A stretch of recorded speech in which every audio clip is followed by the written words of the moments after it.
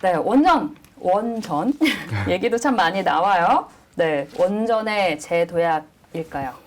네, 저는 충분히 가능하다고 봅니다. 아직 저 최근에 보시면 원전이 되게 많이 올랐잖아요. 근데 이게 결론적으로 말씀드리고 싶은 거는 더 오를 것인가, 오를 거지 않을 것인가에 대한 그게 핵심이잖아요. 네. 근데 이제 그 결론을 내리기에 앞서 이 원전이 상승했던 배경과 그 다음에 어떻게 업사이드로 볼 수 있는지에서 먼저 말씀을 드리고 싶어요. 일단은 원전은 전 세계 발전량의 10%를 담당하고 있습니다. 네. 근데 원전이 어떤 사건으로 계기로 이제 몰락하기 시작했잖아요. 후쿠시마 사태 이후잖아요. 그로 인해서 세계적인 정부 각국에서도 원전에 대한 위험성을 인지를 했고, 그로 인해서 이 원전의 건설에 대한 위축이 되게 왔었죠. 그로 인해서 네. 이 원전 관련주들이 진짜 줄기차게 이 정부 들어서 특히 더 하락을 하는 모습이 보였습니다. 왜냐하면 이 정부가 탈원전 정책을 가지고 있기 때문이잖아요. 네. 이제 그러면은 최근에 어떤 모습이 나오고 있냐라는 게 중요한 포인트인 것 같아요. 세계 원자력 기구 IAEA 같은 경우에는 원자력 그 부분에서의 상향치를 올렸습니다. 그러니까 이게 10년 만에 올린 기준이고요. 자, 그러면 왜 올렸을까? 왜 원자력 전망치를 상향을 했을까라고 한번 생각을 해보면요. 네. 세계적으로 이제 전력에 대한 수요가 증가를 했잖아요. 그 이유는 무엇일까요? 왜 전력이 많이 필요할까요?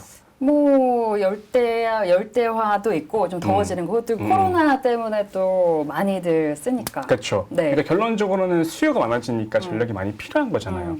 그러니까 어떻게 말씀드리면 제가 저번에 나와서 말씀드렸던 게 고성장 고물가로 간다라고 말씀드렸고, 성장이 좋으면은 그만큼 좋은 제품이 많고 그걸 사는 사람이 많기 때문에 공장들이 많이 가동을 해야 됩니다. 네. 그러니까 전력이 많이 필요하게 된 거죠.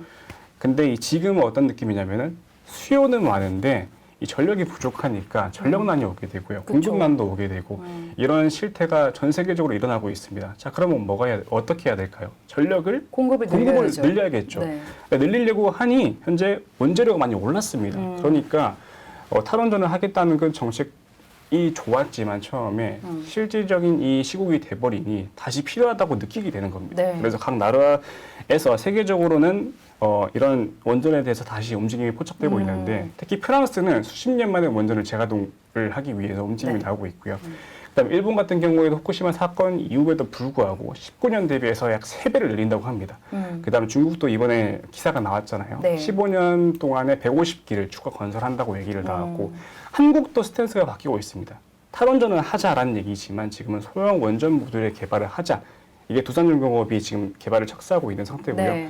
그다음에 세계적인 부호를 가진 빌 게이츠 재단 역시 이런 소형 모듈 원전에 대규모 투자를 하고 있습니다. 네. 자, 그러면 이 원전에 대해서 여러분들이 이제 체감하실 겁니다. 어떻게 세계적인 그 대나라들, 그다음 기업들이 어떻게 움직임을 나오고 있냐라는 부분들 여러분들이 이제 체감을 하실 거로 보이고요. 네. 그리고 가장 핵심은 이거지 않겠습니까? 대권 후보들의 공약이지 않겠습니까? 맞아요. 그로 인해서 이 정책이 변할 거고, 정책이 변하면은 주가 업사이드를 기대해 볼 수 있기 때문인데, 최근에 이제 뭐 윤석열 후보, 이재명 후보가 이제 그런 구도로 가고 있는데, 네. 윤석열 후보가 가지고 있는 전략은 원전은 필수라고 얘기했습니다. 그리고 이재명 후보 같은 경우에는 기존 원전은 사용을 하되 탈원전을 지지를 하되 기존 원전은 사용해야 된다. 즉 지금 정부와는 좀 다른 스탠스라고 얘기를 할 수 있겠죠. 네. 즉 원전을 사용을 해야 된다는 기본 베이스가 있기 때문이니까요. 그래서 그런 측면에서도 향후 정권이 바뀌어도 원전에 대한 업사이드는 이런 측면에서 추가적인 업사이드를 기대해 볼 수 있다라는 부분인데, 그러면 네. 추가적으로 이제 종목이 2개가 나오겠죠. 그렇죠. 두산이 나올 수 있겠고요. 두산중공업이 있겠고요. 한전기술이 나올 수 있겠고요.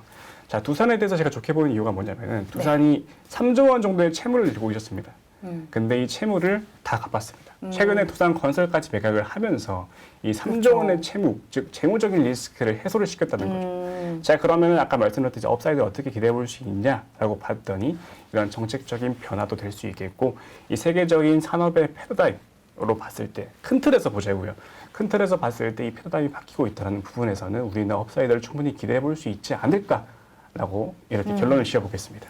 네, 업사이드 기대가 된다. 원전에 대해서요. 또 두산 같은 경우에 재무 리스크도 해소가 되면서 더더욱 기대가 되는 부분이 있다는 얘기이십니다. 펜큐님께서 원전 그동안 억울했죠. 이제 가야 할. 문자님께서 유럽은 원전 두고 논쟁이 뜨겁더라고요. 도니도니님께서 탄소 중립에 필수적입니다. 원전. 문자님께서 중국 원전 150기 조금 불안하긴 해요. 뭐 그건 나중 얘기긴 한데, 네, 팬큐님께서 두중이 소형 원전 기대가 된다고 또 얘기를 주셨습니다. 네, 여러분 좋아요 꼭 눌러주시고 지금 뭐 다양한 얘기가 나와요. 근데 뭐 그럼 다 좋다고 볼 수 있을까요? 뭐 두산중공업, 한전산업, 뭐 한전기술 얘기도 있고 그 중에 그래도 탑픽을 꼽는다면 어떤 게 저는 있을까요? 두산중공업보다 두산이 아닌가 싶습니다. 두산, 네. 지주사 두산을 그렇죠. 보자. 왜요? 일단 그에 대한 이유를 말씀을 드리면은 여러 가지 기업들을 많이 봤습니다. 저는 대장주를 가장 선호하는 편이고요. 그리고 하락에 대한 요인을 찾자고 하니까 이제는 리스크가 해소가 되었습니다. 이제 그런 측면에서의 안정성까지 포함되어 있고 업사이드는 말씀드렸듯이 그러한 대한 이유로 해서 업사이드를 기대해 볼 수 있으니까 안정적이면서 업사이드를 기대해 볼 수 있는 종목이 어떤 주식이든 최고가 아닐까라는 관점에서 좀 두산을 먼저 말씀을 드리고 싶습니다. 네, 원전 관련해서는 네, 오히려 지주사 두산을 긍정적으로 본다. 네, 그렇게 또 주셨어요.